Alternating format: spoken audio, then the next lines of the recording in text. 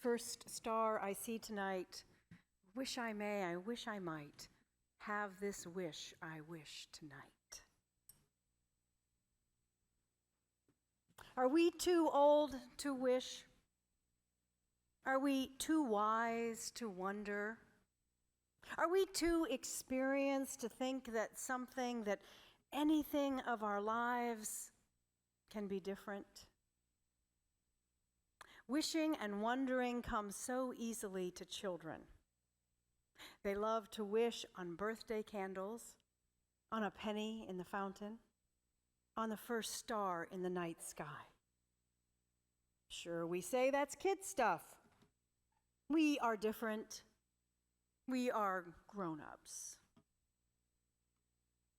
The wonder of believing in something outside ourselves can be too hard. We have lived too much life. We have seen too many examples of dreams and wishes and hopes gone unrealized or unfulfilled. We grown-ups know the difficulties of life, after all. So are we often just too calloused from our realities to wish and wonder? Way back in the 6th century, before the Common Era, the writer of Isaiah 60 declared, in the midst of all we face, all the hardships, the difficulties of life and its changes, we are to arise, to shine, for our light has come.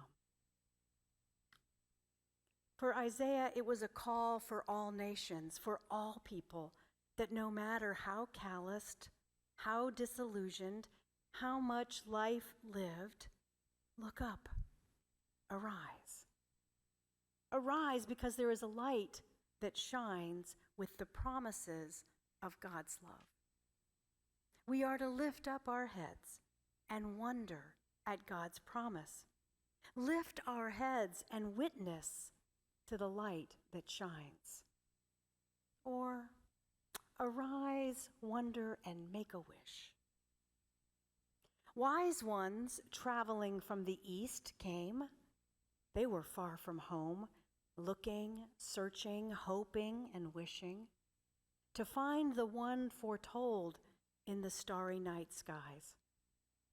I'm guessing they studied a while, but then they left home on a wish and a hope. They got up and went. And as they wondered what they might find. The movement of stars has been studied for thousands of years. And now, with super telescopes and advanced physics, we know so much about galaxies and orbits, about supernovas and dark holes, about dark matter and the death of a planet and the birth of a star. And as we say in our Eucharistic prayer, the whole vast expanse of interstellar space.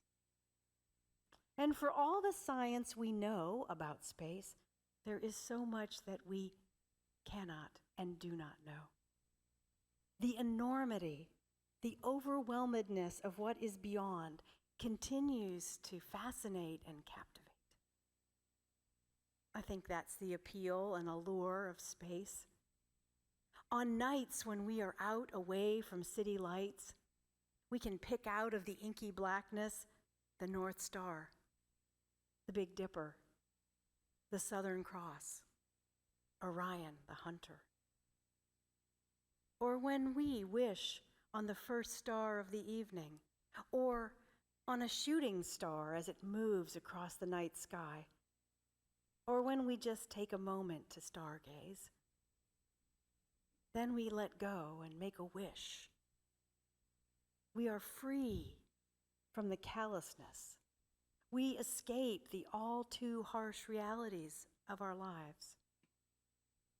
And in that place of vulnerability and risk, we can remember that we too are called to follow the star, a star of wonder, a star of might.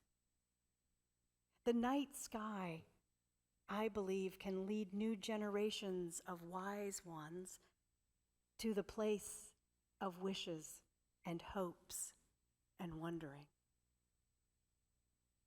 I'm not talking about magic so much, but I'm talking about using our hopes, our wishes, our wondering to lead us to see what great gifts we have been given for the kingdom of God.